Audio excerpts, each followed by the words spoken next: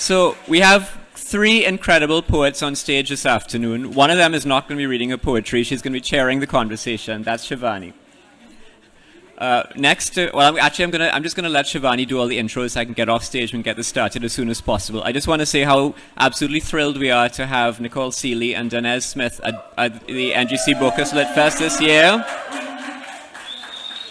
And Nicole was born in the U.S. Virgin Islands, so as far as we're concerned, she's a Caribbean writer this afternoon, even if it's just for the duration of the session. So please, let's give them another big round of applause to welcome them, and we're going to start. This one is going to be amazing.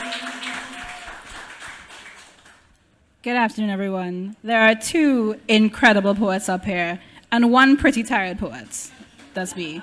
But and you understand, you've been here all festival. It's been an incredible NGC Bocas Lit Fest so far, and one of our embarrassments of riches is it's always very intense. There's a lot to take in and a lot to do. But despite being pretty drained, I am alert with anticipation for this one. Danez and Nicole are two of my favorite poets, and one of my favorite things that I get to do, usually every Sunday at the festival, is unabashedly fangirl over poets.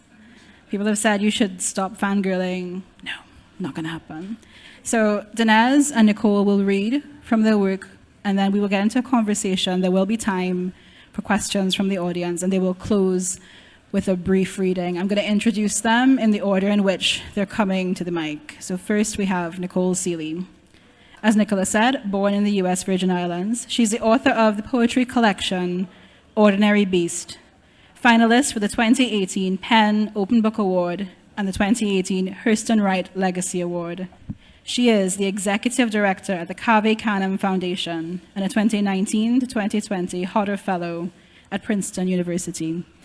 And her reading will be followed by Danez's. Danez Smith is the author of Don't Call Us Dead, a book that I feel at this point barely needs an introduction, but it was the winner of the 2018 Forward Prize for Best Collection and a National Book Award finalist. Their previous collection, Insert Boy, won the Lambda Literary Award for Gay Poetry and the Kate Tufts Discovery Award. Please welcome Nicole. Yeah. Thank you so much for coming. I know this is the last day, so I appreciate you being so present. Thank you for the introduction, and Bocas for having me. Just a few poems, and then we will get into the real show. The first poem is Hysterical Strength. When I hear news of a hitchhiker struck by lightning yet living, or a child lifting a 2-ton sedan to free his father pinned underneath, or a camper fighting off a grizzly with her bare hands until someone, a hunter perhaps, can shoot it dead, my thoughts turn to Black people, the hysterical strength we must possess to survive our very existence, which I fear many believe is and treat as itself a freak occurrence.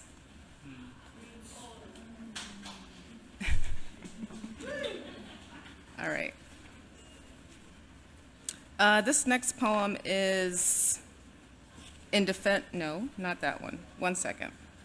It's not fitness, it's a lifestyle, and it takes its title from the motto of a luxury gym called Equinox, and you'll see Equinox in this poem. So I stole their motto and attached it to this poem. It's not fitness, it's a lifestyle. I'm waiting for a white woman in this overpriced Equinox to mistake me for someone other than a paying member. I can see it now as I leave the steam room, naked but for my wedding ring. She'll ask whether I've finished cleaning it. Every time I'm at an airport, I see a bird flying around inside, so fast I can't make out its wings. I ask myself, what is it doing here? I've come to answer, what is any of us?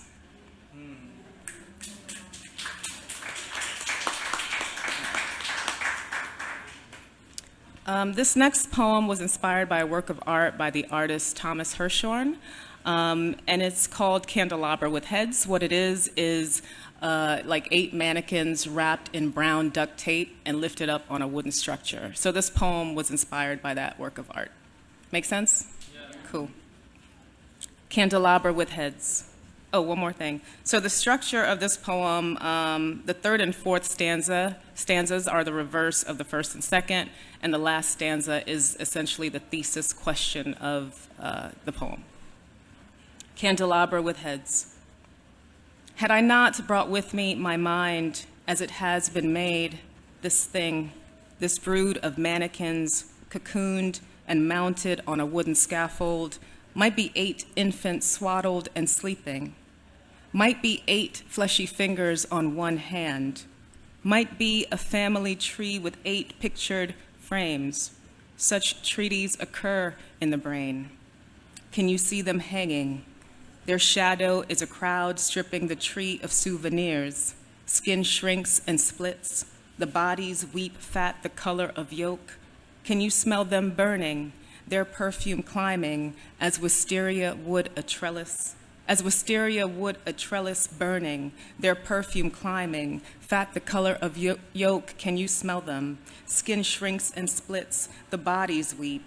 Is a crowd stripping the tree of souvenirs? Can you see them hanging? Their shadow frames. Such treaties occur in the brain. Might be a family tree with 8 pictured. Might be 8 fleshy fingers on one hand. Might be 8 infants swaddled and sleeping and mounted on a wooden scaffold. This brood of mannequins, cocooned as it has been made, this thing. Had I not brought with me my mind, who can see this and not see lynchings?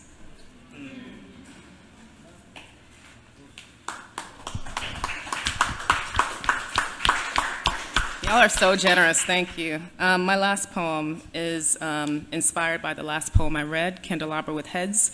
In my chapbook, The Animal After Whom Other Animals Are Named, I included Candelabra with Heads, but at the suggestion of editors whom I adore, they suggested that I extract that last line, who can see this and not see lynchings? And so for my full length, I decided to include that line because I thought it was important. And so this poem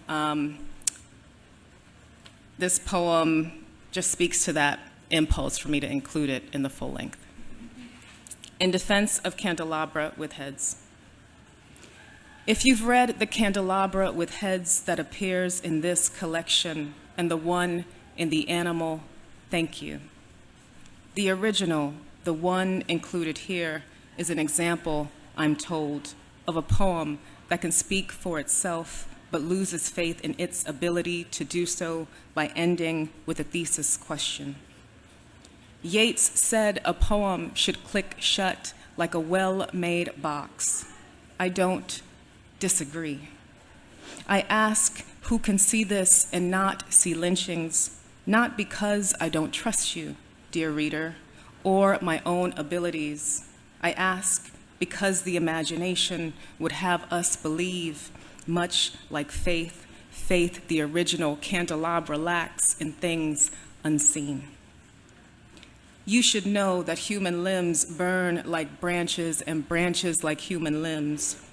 Only after man began hanging man from trees, then setting him on fire, which would jump from limb to branch like a bastard species of bird, did we come to know such things.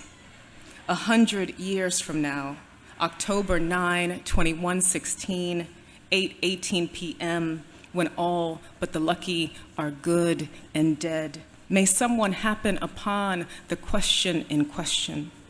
May that lucky someone be black and so far removed from the verb lynch that she be dumbfounded by its meaning. May she then call up Hirshhorn's Candelabra with Heads. May her imagination, not her memory, run wild. Thank you.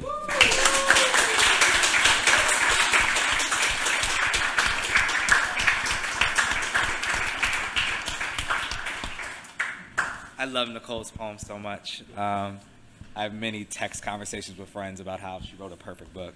And it's great to be here with her. Hello, how y'all doing?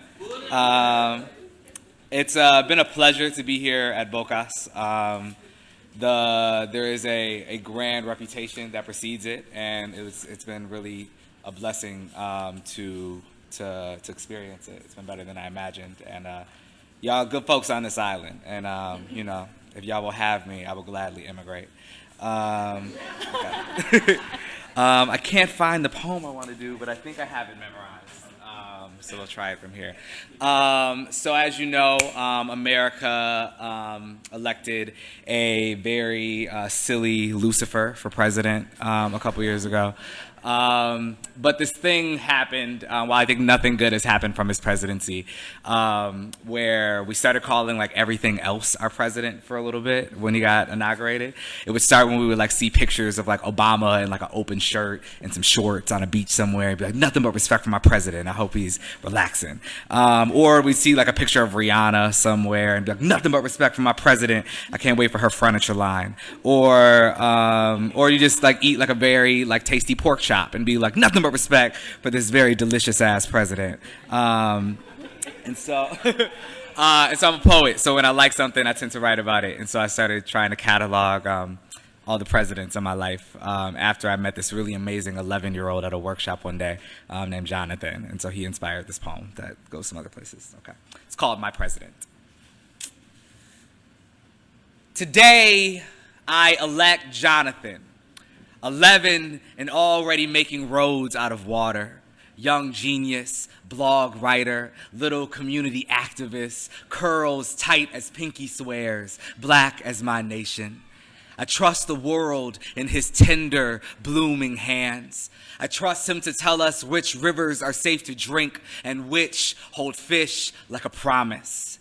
And I elect Eve Ewing, who I know would misfrizzle the shit out of this country into one big classroom where the grandmas finger paint the national budget and uncles stand around smoking blacks, plotting the stars for our escape. She could walk to the podium at her inauguration and say, the future is now. And we would all marvel as the sun and moon started looping the sky like a GIF. It's pronounced GIF as the cars all learned to fly and our skin grew bulletproof.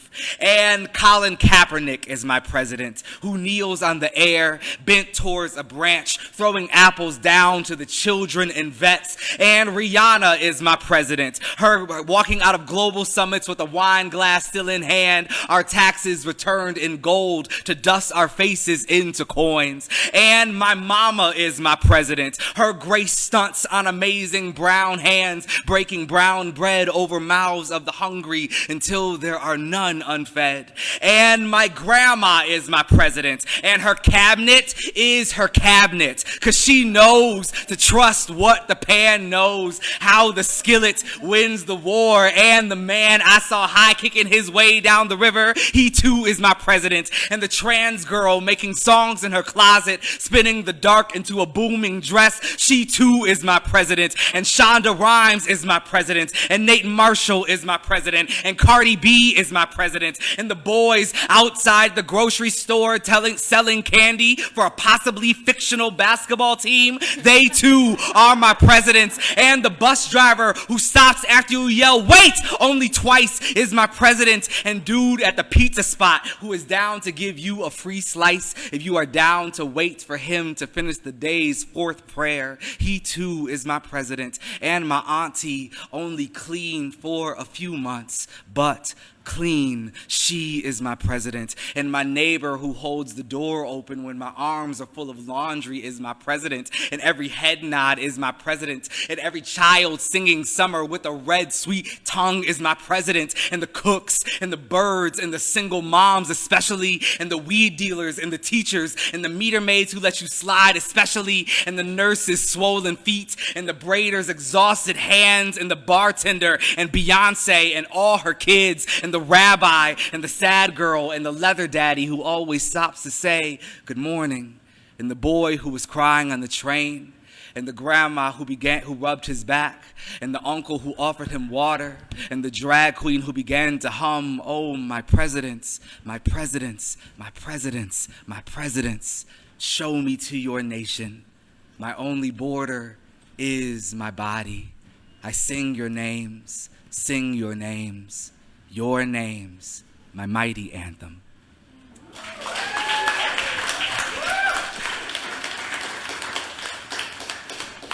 All right.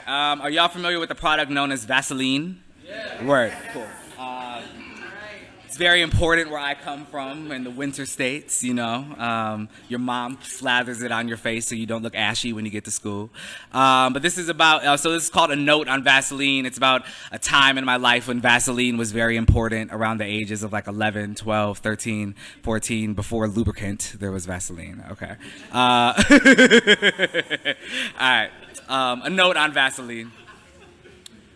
Praise the wet music of frantic palms, plastic toilet cushion, and shiny fingers. Your eyes shut, rebuilding how Sherry bent over in math, or how Latrell walked around after gym class, his underwear too small and brand new manhood undeniable.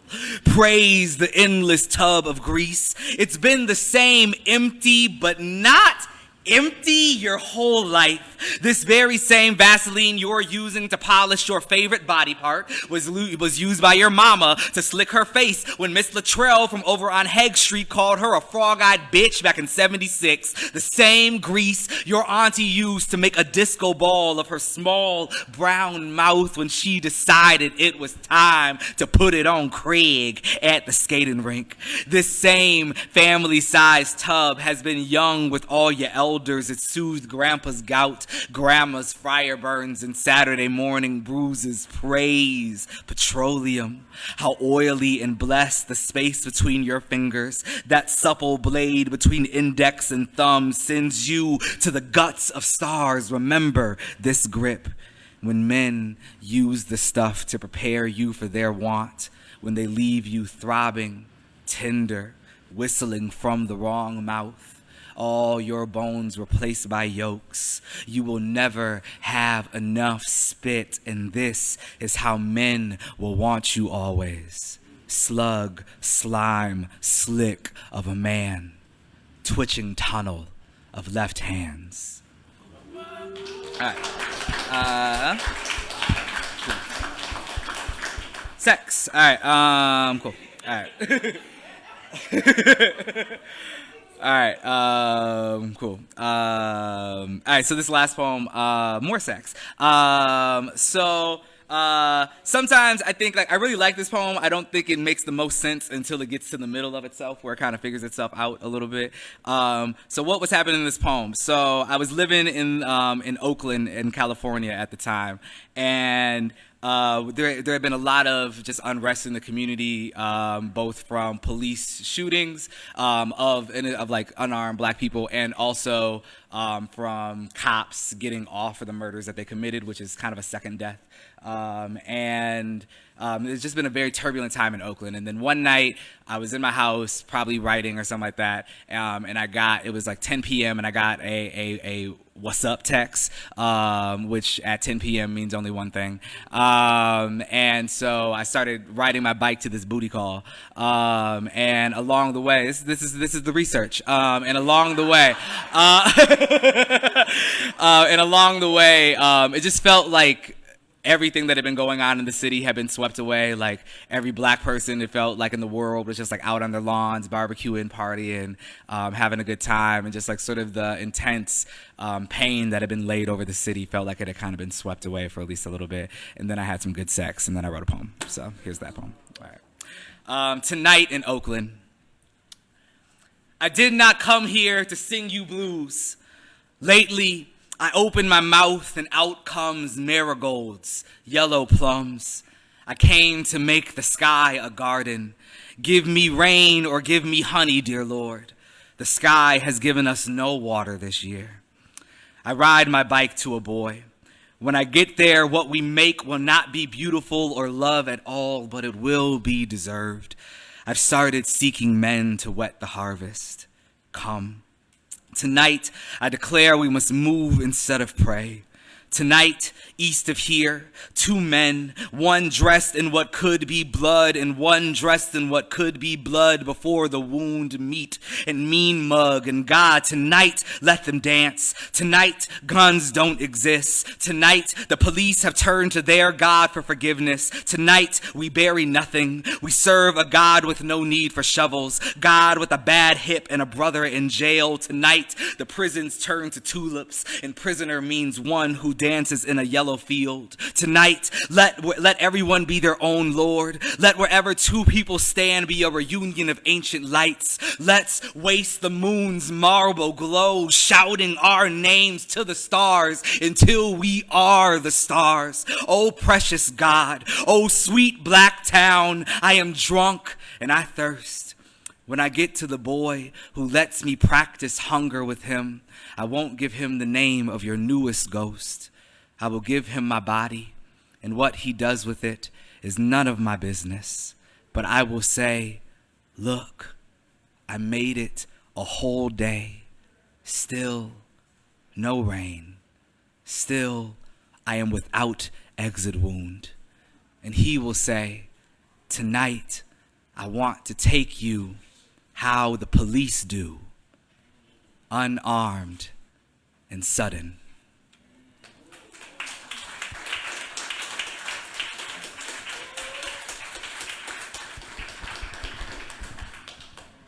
Thank you, Danez and Nicole. And after Danez's last reading, I do want to ask 10 questions about sex, but I'll push them all the way back. That's right. I thought we could begin by talking a little bit about what makes a poem urgent.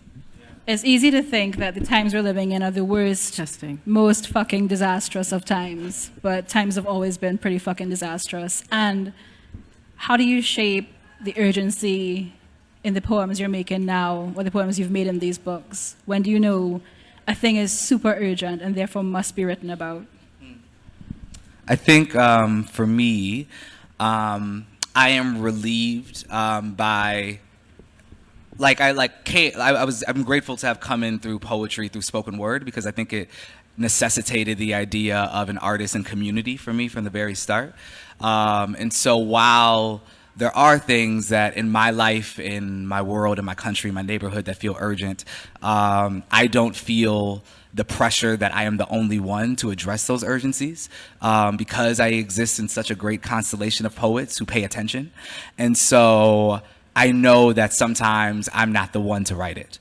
I know that sometimes my job as a poet or as a lover of poetry in that way, and as a lover of my people, is to amplify the work of somebody else. And so I try to mediate my own urgencies, what I consider urgent, as best possible. I try to also, leave room for the domestic, to leave room for the simple, for the light. But to pay attention to urgency, I think as a spoken word artist, you're kind of taught to pay attention in a particular, as a poet in general, you're taught to look and pay attention.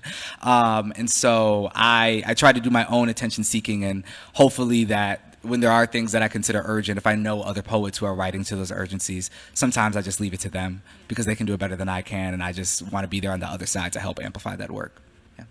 Yeah, I think I try to write with urgency, try to revise with urgency, but the topics that I treat while urgent, how I treat them and during the revision process, it's, how can I explain this? So while the topics are urgent, the process itself takes so much time that some of that urgency can, over time, wane.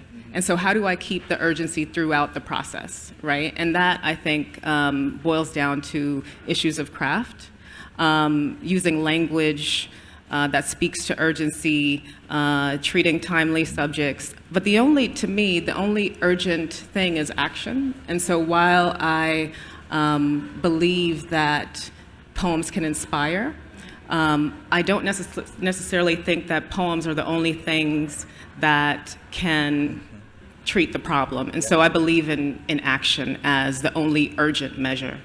Yeah.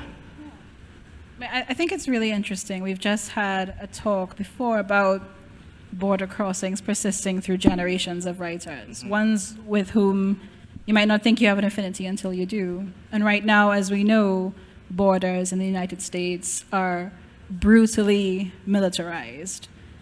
I mean, you can think otherwise, but you're probably wrong. They are subject to immense brutality and cruelty.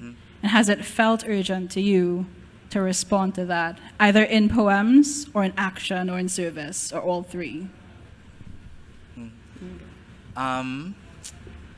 for me, that feels like a rather urgent action problem in the United States, right?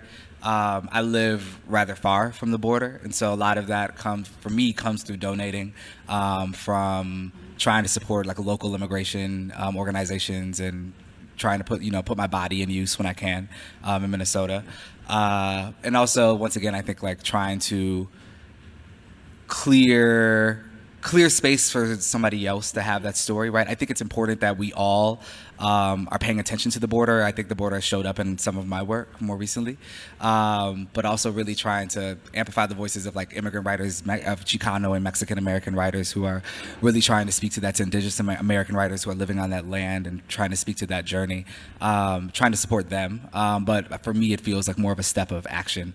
But I think there is something in America, I think the way POC writers can have supported each other in America also kind of feels like an answer to that question. And I think all of us sort of coming together to make a statement as far as poets, and only to go as far as poetry can go. I agree with Nicole. Poetry only does so much. Poetry can't save the world, but I think it can inspire somebody to. And I think that is what our job is in terms of that border, is to put our bodies on the line, pay attention, to be vocal, and to not count on, and to not think so much of our stanzas, that might be our only move. Yeah, agreed. We definitely have to amplify those voices. Javier Zamora, Marcelo Hernandez Castillo, and others are doing that great work, and just being there to support them, monetarily or otherwise, right? Because essentially we're all writing the same poem, which is what it means to be human, and that experience, while it isn't my experience, is my experience. Right. But I think one thing that can happen that we can do, is like is not solely leaving up that conversation, right? Like I think my job is to say, how do I get somebody who might be paying attention to my work that isn't paying attention to a Javier Zamora to also think about the border, right? So how do we bring Black Americans who, I think oftentimes, unless we're talking about Black Americans from the Caribbean or from Africa, African Americans tend to think of themselves as removed from the immigration conversation in a lot of ways, and can sometimes be fiercely conservative in those ways. I've had some pretty intense conversations with my own family and having to talk about their views towards immigration. And so I think part of that is also like amplifying, and then also not ignoring part that we are also part of that conversation, and maybe there is a unique vantage point that we as Black Americans can also bring to that. Amplifying and doing things together, like Cantamundo, Cave Canem, Kundiman. I don't know if you all know, but Cave Canem is an organization for Black poets founded 20 years ago by Toy Dericat and Cornelius Eady to remedy the underrepresentation of Black poets. And since then, Cantamundo was founded, and that's for Latinx poets. Kundiman was founded for Asian poets. And we've always worked together. We plan together, we have retreats together, we build together. Just how can we share our resources? So just, complementing each other's work and doing what we can to serve the other. I mean, a year ago, on last Sunday's NGC Bocas Lit Fest, I was on this stage, probably around this time, talking to Kaveh Akbar and the 2018 OCM Poetry Prize winner, Shara McCallum. And I asked them some pretty pointed questions about pain in poetry that they were happy to answer, but it kind of revealed to me that perhaps I, like so many other poets of color and queer poets of color, have been colonized into focusing on pain as the imperative, either in experiencing it as a reader or feeling mandated to write about it. So I would like for us to flip the script and talk about writing Black joy and queer joy and Black queer joy and happiness into poems, and what that's like for both of you. Well, for me, I think that's part of the experience, right? While we feel pain, we also feel joy and happiness and love. And to write just about pain would not be to write from, I think, an authentic place of being, because that's just one section of our lives. And so when I try to write through these things, speak to these things, and do so in a way that feels authentic to me. I have a poem called Object Permanence for my husband, and it's about love, but it's also about the love we lose when we die. And so me being the person that I am, that's how I would think about love, right? The stereotype poet. So yeah, just being authentic to yourself and knowing that we have multiple selves and multiple places in ourselves, and just speaking to those things. Yeah. I was actually going to mention that poem as well, because I think the end of that poem really shows to me how to write about joy, which is to not approach it in a cheap way, right? That poem ends, "Oh, how we entertain angels with our brief animation. Oh, how I miss you when we're dead." And and Most well-read poet. Really. But I just love that. But it's right there. You know, it is that duality of joy, right? Because I know for me, I just got done writing a very joyful book, and it took a while for me to and it still takes a while, I think, for me to trust that project, because its thesis is not emanating from a wound. It's emanating from something brighter, you know, and not to say that there is, that book is devoid of pain, but I think pain and trauma can be easier to trust, maybe because so many of us come to writing as an act of catharsis for that first time, and so it feels kind of like that first feeling of when you wrote a poem and you got something out and you were finally able to cuss out your parents in a way that you couldn't actually do in person, and the page held it. But I think joy is I think that's been one of the great questions of my entire career, which is how do you write about joy, especially in a way that doesn't feel sentimental or cheap. And I think what Nicole's poem does so brilliantly is that it invites danger into the room, not to extinguish the joy, but only to heighten it. The fact that we will die almost makes the time that we have together so much sweeter, because we realize its limitations, and that way we realize that this abundance is finite, and so we might as well enjoy it while we get there. And that's what I think a truly joyful poem does, is that it recognizes the darknesses of the world, and that only amplifies our time in the light. Yeah, I've said it before, and if you're late-ish to this panel, I'm going to say it again, that these are extraordinary collections for a multiplicity of reasons. I think both collections, in very different ways, are incredibly transgressive and incredibly imaginative in how they play with form. And I would love to talk about form, especially because it has often, lately and in the past, and probably will continue to be seen as the domain of white, dead, and living writers. You know, I hate that stereotype because, there's so many, especially black women formalists, you know, when you think about Gwendolyn Brooks and Lucille Clifton, when you think about everything Patricia Smith is doing right now, you think about Nicole's own book, right? There's so many, and then also, you know, black men too. You have Tyamba Jess, who is doing crazy things with form, things that I could never. There are poems that he's written that I just don't even have the patience to try to sit there and figure out. There's so many brilliant things happening with form. I wonder, and I think that is because we often, even with English, right? We take what they force upon us and we do it better than them, and so there is a grant of play. I wonder. I think form is something that every poet eventually has to contend with. There's only so far that free verse can take you. I know for me, I was very adverse to form early in my career. I thought that, especially coming from spoken word, it was the tool of the academic spaces that were trying to demean my work and the work of my heroes. And so I could give a damn about a sestina, because I thought that, you know, to write the sestina meant to sell out in a particular kind of way. It meant to be trapped in something. But, you know, form is a rigorous exercise for us as poets. You know, whenever I'm done with a long period of trying to work with form with that restriction, I feel stronger when I go back to the free verse poem because of it's like weight training. That's how I always tell my students. You know, it's like LeBron James just doesn't play basketball every day. Like, he does Soul Cycle. He does he does 18 other exercises just to be good on the court. He has to go to the weight room as well, and form can be that weight room, and luckily for us, it's also publishable. But form is a really, you know, fantastic tool, and I think there are so many black and POC writers that are playing around with form brilliantly, both invented and, you know, old school. The sonnet is definitely having a comeback. I don't know what's up with that, but everybody's writing sonnets these days, me included. And so I think it's a very exciting time to be a formalist because I think we're re-meeting it, and I wonder too. I can only speak. I try not to speak for other countries, but I wonder, you know, in America, and especially a lot of the world is in such turmoil at times. I wonder if we turn to the rigidity of form when our thoughts or our world seem hectic. form then feels like a type of container, one type of control, especially when writing about maybe these more political topics sometimes, that if there is such wildness and uncontrollability in the content, then maybe I can put a handle on it by putting in some type of shape.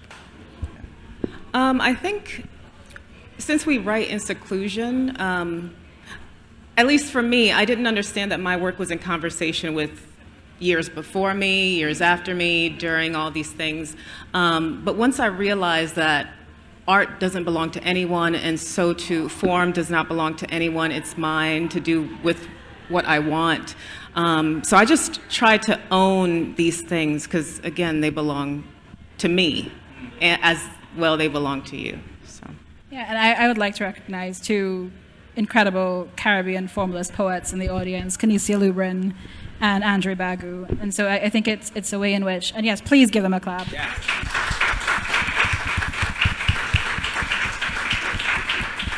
And that to say that if it is an American preoccupation, it certainly is also a Caribbean one.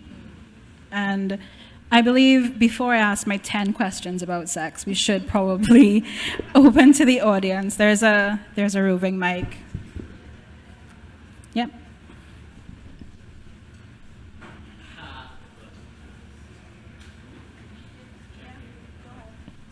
No, it's not working. Just speak loud.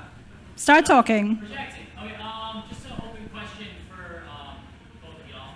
I actually kind of piggybacking on the whole form discussion. I was wondering what your strategies were for like when you feel like a lot of your poetry sounds formulaic, or it sounds like all of your pieces sound the same, and you feel like you're stuck in a rut. Outside of just picking another form like a sestina or a contrapuntal, if you have any strategies for like breaking out of like a rut, or out of like this is like another like insert this kind of poem.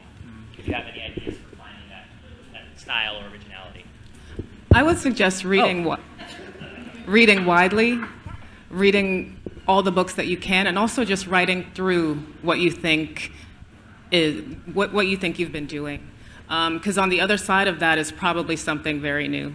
So just keep writing, and I think something will come. At least for me, that's happened. Yeah. I agree. I think oftentimes when I find myself, and I kind of start to label that as writer's block when I'm just like dissatisfied with the work.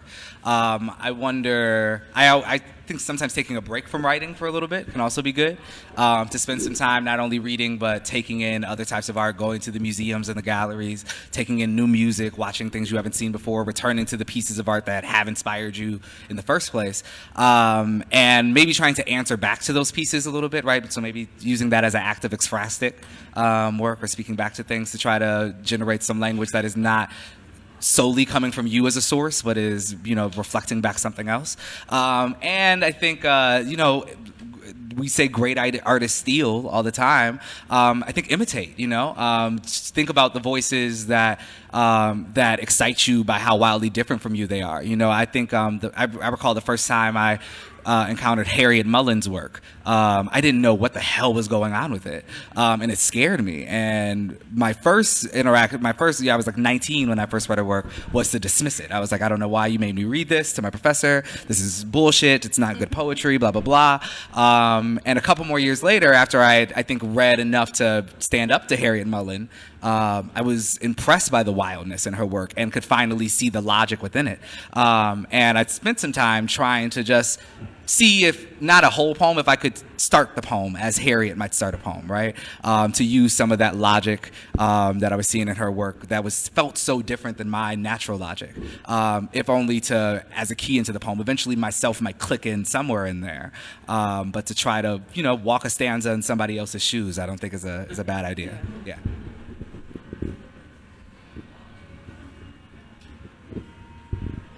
Any more questions? I love when there's no more. Oh, There's one. The friend has a question. Hi. Hi. I don't think it's working. With this. Hi. Hi. So I'm an aspiring writer. I've always just kind of been interested in asking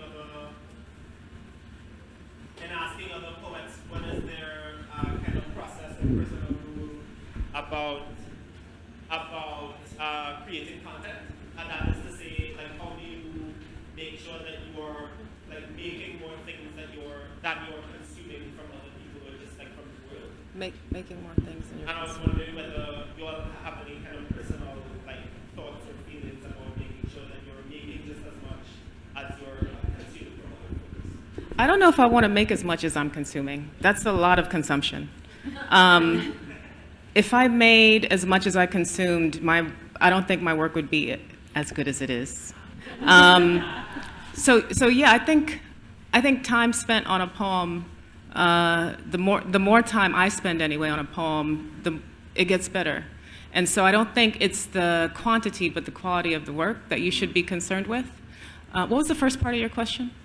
Oh, just about Oh, the process. Yeah. The process varies for me from poem to poem. So what one poem might require, another poem might not.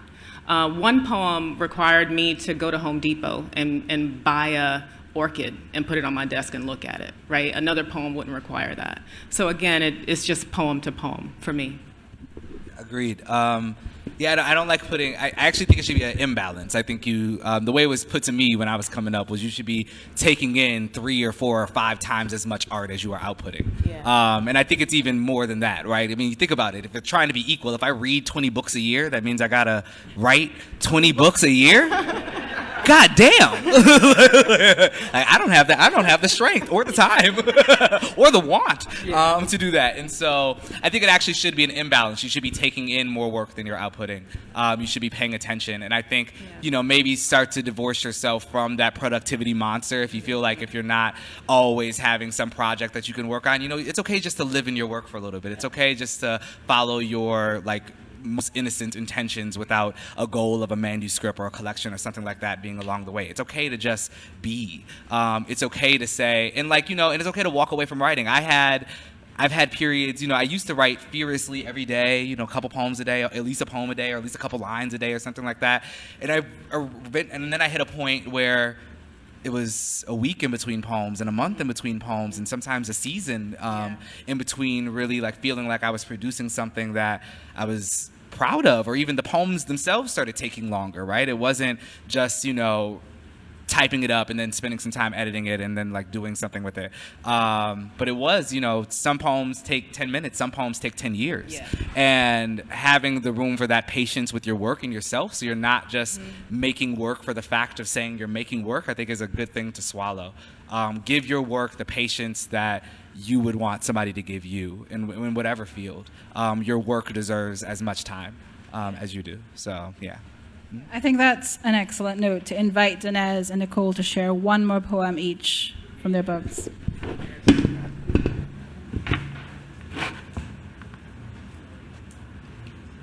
it poem? Oh, you're going to read How's Permanence?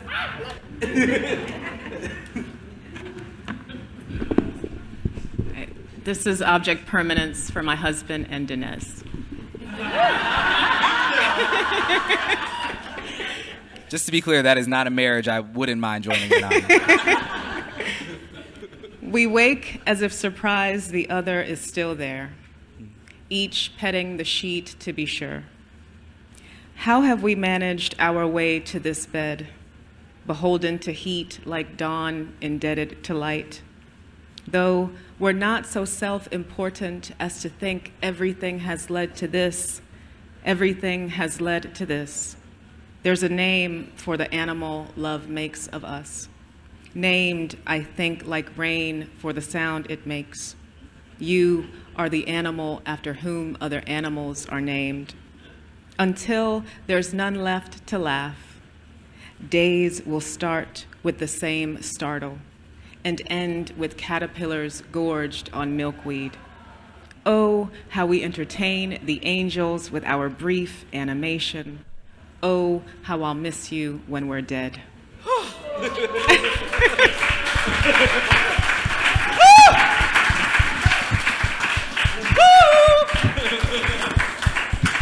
damn, that's the best love poem ever written. Okay. God damn. God damn, I love that poem. Okay.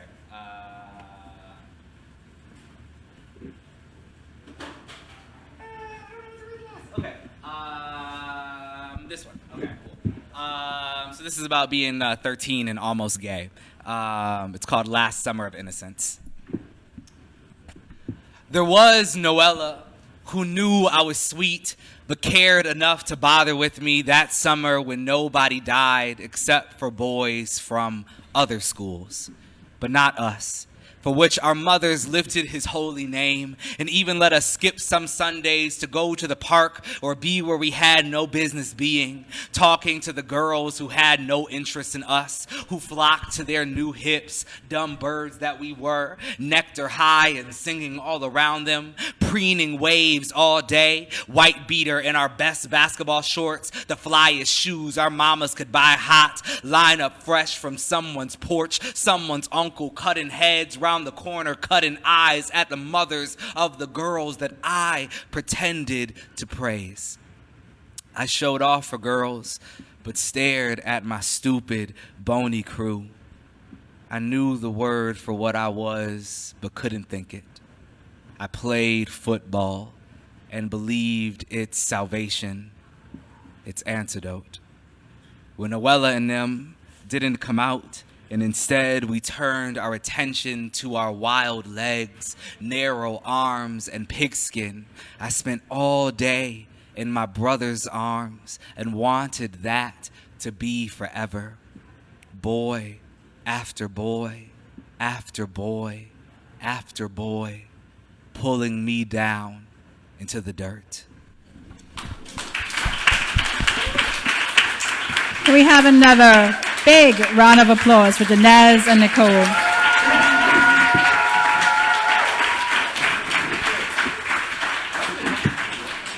Like Danez said at the beginning of the session, poetry might not save the world, but it can probably save a life, even possibly or especially yours. That has done that for me. And that's a direct segue to the fact that the books are here for sale. Save your life, save someone else's life, save many lives. Go get them now. Thank you so much for being a wonderful audience. When you go get the books, get them signed, come right back to this space for the launch of Brianne McIver and Anton Nimlet's new books. Thank you very much.